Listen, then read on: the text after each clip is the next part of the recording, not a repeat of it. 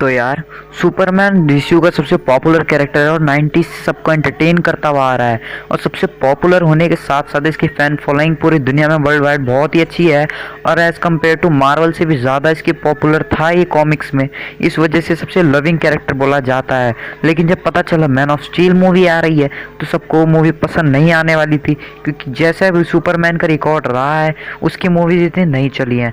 लेकिन उसके बाद ही जब जैक स्नाइडर ने इस कैरेक्टर को इतना पॉपुलर कर दिया कि पूरे वर्ल्ड वाइड लोग इसी की मूवीज़ देखने के लिए दूर दूर से चल के आते हैं। भली मूवी अच्छी ना हो, चाहे बैटमैन वर्सेस सुपरमैन और मैन ऑफ स्टील के बाद मूवी बहुत अच्छी गई थी, सुपरमैन कैरेक्टर लोगों को बहुत पसंद आया था, लेकिन जस्टिस लीग ने तो हग ही दिया। तो आज उसके बारे में बात करेंगे, स्नाइडर कट में हमें किस तरीके से दिख सकता है सुपरमैन और उसका रोल क्या हो सकता है। लेकिन उससे पहले हेलो गाइस, मेरा नाम है जोल और आप देख रहे हैं अल्टीमेट यूपी।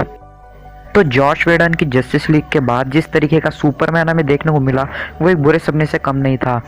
लेकिन सबका फेवरेट होने की वजह से सुपरमैन हमेशा से ही बहुत ही प्राइडली और बहुत ही अच्छा माना गया है। सुपरमैन की जब सबसे पहली मूवी आई थी मैन ऑफ स्टील 2013 में, तब लगने लगा कि भी इससे पावरफुल शायद कैरेक्टर और इतना अच्छा डेवलपमेंट शायद जैक स्नाइडर के अलावा कोई कर ही नहीं सकता। वो मूवी इतनी गजब थी और मेरे हिसाब से विलन भी सुपरमैन के लेवल का था। और उसी विलन को जब अगली मूवी में दिखाया गया तो बहुत ही अमेजिंग तरीके से दिखाया गया। लेकिन प्रॉब्लम यहाँ ये थी कि जस्टिस लीग में उसका सीजीआई इतना बेकार था, लिटरली उसकी मूछें तक पता नहीं क्या सीजीआई करी थी, उससे अच्छा तो यूट्यूबर ने कर ली थी, मैंने सुना है।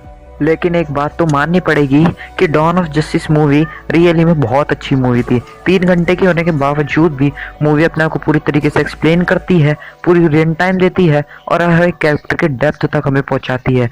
किस तरीके के विलन को होना चाहिए वो मूवी अपने आप को सेटिस्फाई करती है।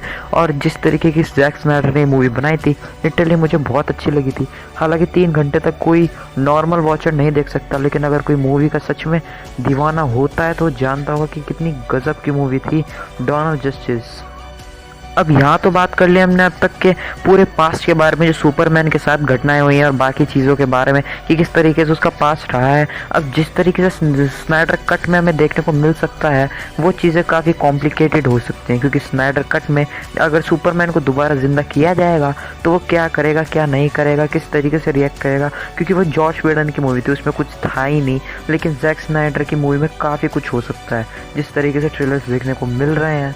लेकिन डर इस बात का है कि जिस तरीके से जस्टिस लीग का एंड हुआ था उस तरीके से स्नाइडर कट का एंड हुआ तो बिल्कुल भी सेटिस्फाई नहीं होगा।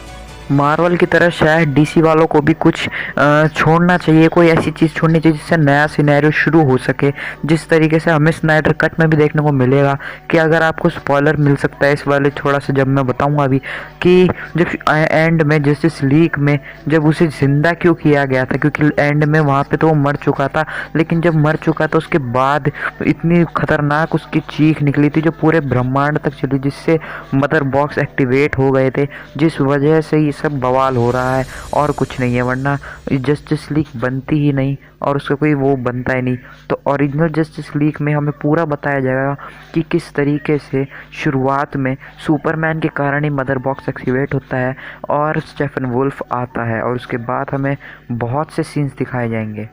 कई लोगों के दिमाग में ये भी सवाल बनता है कि आखिर उसे ब्लैक सूट मिला कैसे, क्योंकि ब्लैक सूट बैटमैन तो देगा नहीं उसे, अगर वो ब्लैक पहनता तो भी ब्लैक बना ले। लेकिन ऐसा कुछ नहीं है, ब्लैक सूट उसे वहीं से मिलेगा, उसी शिप से जहाँ से वो आया था, क्रिप्टोनियन शिप से। और क्रिप्टोनियन शिप में भी हमें एक सीन में देखने को मिला था वो सूट, वहीं से वो शायद वो सूट लेगा ताकि वो पूरी तरीके से एक सोलर पैनल की तरह ज़्यादा एनर्जी एब्जॉर्ब कर सके और बहुत ही ज़्यादा पावरफुली एब्जॉर्ब करके अपने आप को रीजनरेट कर सके और दोबारा से अपने आप को शेप में ला सके। क्योंकि एकदम से कोई बंदा निकलेगा कमज़ोर ही होगा एकदम, अभी मान लो उसका दूसरा ही जन्म हुआ है तो फिलहाल कमज़ोर है, तो इस वजह से उसे ये कदम उठाना पड़ेगा। पिछली कुछ वीडियोस में मैंने कुछ चीज़ें गलत भी बता दी थी, जैसे कि ये वाला सीन ये पूरा नाइटमेयर का दूसरा पार्ट है। मतलब इसमें हमें पूरी तरीके से देखना किस तरह का नाइटमेयर है। और ये सीन जिसमें वो सबसे पहले डार्कसाइड को देखती है और डार्कसाइड के बारे में पता करती है और डार्कसाइड ये रहा और अपनी पूरी गैंग के साथ बताता है और स्टेफन वुल्फ भी वहाँ आ जाता है। तो इस सीन का मैं आपको बता दूं, पिछली बार मैंने आपको ढंग से नहीं बताया था, पूरे ब्रेकडाउन अच्छे से मैंने नहीं किया था, मैं जानता हूँ दोबारा से मैं करूँगा। और इस सीन में डार्कसाइड के साथ स्टेफन वुल्फ है जो शायद उससे माफ़ी मांग रहा है, शायद वो हार के आया है मेरे हिसाब से जंग में, जो सबसे पहले वो हारता है जस्टिस लीग से पूरी तरह मदर बॉक्स नहीं लाता है। फिर शायद ये वो सीन होगा जब मदर बॉक्स लेने आता है स्टेफन वुल्फ और वहाँ पे अमेजोनियंस लड़ाई करती हैं, और ये थोड़ा डार्क है क्योंकि जैक स्नाइडर का यही स्टाइल है, तो आपको पता चल गया होगा ये वही सीन है, कोई अलग सीन नहीं होने वाला है।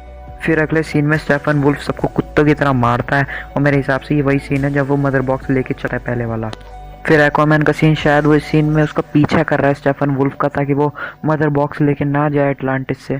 फिर साइबॉर्ग का एक सीन बहुत ही अमेजिंग, अगर मैं गलत नहीं है तो ये सीन मेरे हिसाब से नाइटमेयर का ही है, जब सुपरमैन ईविल हो जाता है इस सीरीज़, कॉमिक सीरीज़ में ईविल हो जाता है और वहाँ पे सबको बजाना शुरू कर देता है, और मेरे हिसाब से किसी को भी नहीं छोड़ता है। इस वजह से शायद ये लड़ाई तो हो सकता है इस वाले स्नाइडर कट में हमें देखने को मिले कि जोकर जो है वो इस कॉमिक में मार देता है सुपरमैन की गर्लफ्रेंड को, और उसके बाद जो बवाल मचाता है सुपरमैन उसी पे शायद पूरी होगा, और ये छोटा सा ही होगा लेकिन मज़ा बहुत आएगा इस वाले पार्ट में। फिर एक्वामैन का स्टेफन वुल्फ के साथ थोड़े फाइट सीन्स, मेरे हिसाब से लास्ट की फाइट है जब तक सुपरमैन नहीं आता है, वो जब तक ब्लैक सूट पहन के नहीं आता है। मैं जस्टिस लीग में भी शायद उसी के हिसाब से कुछ दिखाया जाएगा, और मेरी सबसे फाइनल फाइट सीन्स हैं जो अब शूट हो रहे थे। फिर इस सीन के बारे में बात करने वाला था मैं, क्योंकि ये सीन में मैंने आपको बताया था कोई और कैरेक्टर हो सकता है, लेकिन ये सुपरमैन ही है। अगर आपको इसमें लग रहा है कि हाँ केव का रंग थोड़ा अलग है, चीज़ें अलग है, लेकिन ये कंफर्म्ड निकलेगा, आप लिखवा के रख लेना, सुपरमैन ही है। केव उसका अलग इसलिए लग रहा है, शायद ऐसा कुछ किया होगा या फिर कुछ केव में बदलाव आया होगा सुपरमैन के, या फिर सब लोग डिस्कस कर रहे हैं कि उसे ज़िंदा कैसे करना है, उसके कुछ स्टैटिस्टिक्स देख रहे हैं। फिर कुछ बैक सीन दिखाया जाता है डार्कसाइड के साथ, जो लड़ाइयाँ हुई थी पहले डार्कसाइड ने जो हमले करे थे मदर बॉक्स के साथ, उसमें अटलांटिस के राजा ने बजा रखा था सबको, और सारा हीरोज़ यूनाइट होकर लड़ रहे थे, वो सीन्स दिखाए जा रहे थे। फिर ये सीन जिसमें फ्लैश पीछे से धक्का मारता है साइबॉर्ग को, मेरे हिसाब से वो सीन है जिसमें साइबॉर्ग को शायद दिमाग कंट्रोल कर लिया होगा डार्कसाइड ने, और इस वजह से पीछे से धक्का मार के उसे कोई होश में लाया होगा फ्लैश। मेरे ख्याल से वही सीन हो सकता है कि कॉमिक्स में भी ऐसा हुआ है कि साइबॉर्ग मदर बॉक्स के ज़रिए डार्कसाइड से कनेक्ट हो जाता है, और उसे पता चल जाता है कि डार्कसाइड असलियत में कितना खतरनाक है, और वहाँ से शायद वो डरना शुरू कर देगा या फिर तैयार नहीं होगा फाइट के लिए। और फिर ये सुपरमैन का अमेजिंग सीन, मेरे ख्याल से वो सीन है जब सुपरमैन ने अपनी आंखों से रेजर मारी थी जस्टिस लीग में, तो अब ये ब्लैक सूट पहन के अब यहाँ पे स्टेफन वुल्फ को रेजर मारने वाला है, जो कि बहुत अमेजिंग सीन होने वाला है। कितने बढ़िया लग रहा है, स्नाइडर कट में ये बहुत अमेजिंग लग रहा है। और फिर वो सीन जिसका सब इंतज़ार कर रहे थे, जोकर। अब जोकर इतना बढ़िया कैरेक्टर है कि इसको किस तरीके से भी इस्तेमाल कर सकते हैं, लेकिन हमें नहीं पता था कि वो नाइटमेयर में आ जाएगा। बताइए, डरा हुआ इसलिए है, और सारे से प्रोटेक्ट करेंगे मेरे हिसाब से सुपरमैन से, क्योंकि इस टाइमलाइन में जोकर गर्लफ्रेंड को मार देता है सुपरमैन की, और बहुत बवाल कर देता है इस वाले कॉमिक्स में, तो मज़ा आएगा। और उसने कुछ मिलिट्री का सामान भी ले रखा है मेरे हिसाब से, कि उसने कुछ ही मिलिट्रियंस को अभी मारा है और उसके सामान ले लेता है। जोकर को हमने कॉमिक्स में भी देखा है इस तरीके से, तो शॉकिंग बात तो नहीं थी, लेकिन शॉकिंग इसलिए थी कि वो पूरे तरीके से चेंज हो गया, पहले से था वैसा नहीं रहा है सुसाइड स्क्वाड से। तो यार आज के लिए बस। अगर आपको वीडियो में कुछ भी अच्छा लगा, मज़ा आया, तो लाइक कर देना वीडियो को, ज़्यादा अच्छी लगी तो सब्सक्राइब तो कर ही देना वीडियो को, लाइक कर देना, शेयर कर देना, कमेंट कर देना। और इंस्टाग्राम में अगर आप फॉलो करना चाहते हैं तो वहाँ भी मैं नीचे डाल दूँ, अगर करना चाहते हैं तो कर देना, नहीं करना चाहते तो मत करना है, या आप पे डिपेंड करता है। और मैं आपको बताना चाहूँगा कि फ्यूचर ऑफ मार्वल पे भी मैंने एक वीडियो बनाई थी, अगर आप उसमें थोड़े से भी इंटरेस्टेड हैं तो मैं मार्वल पे भी वीडियो लाऊंगा आगे। मैं नीचे डिस्क्रिप्शन में आपको वो वीडियो का लिंक दे दी है, अगर आपको अच्छी लगी तो उस पर भी जाके आप चेकआउट कर सकते हैं, और देखते रहिए अल्टीमेट यूपी। अगर एग्ज़ाम्स चल रहे हैं तो गुड लक।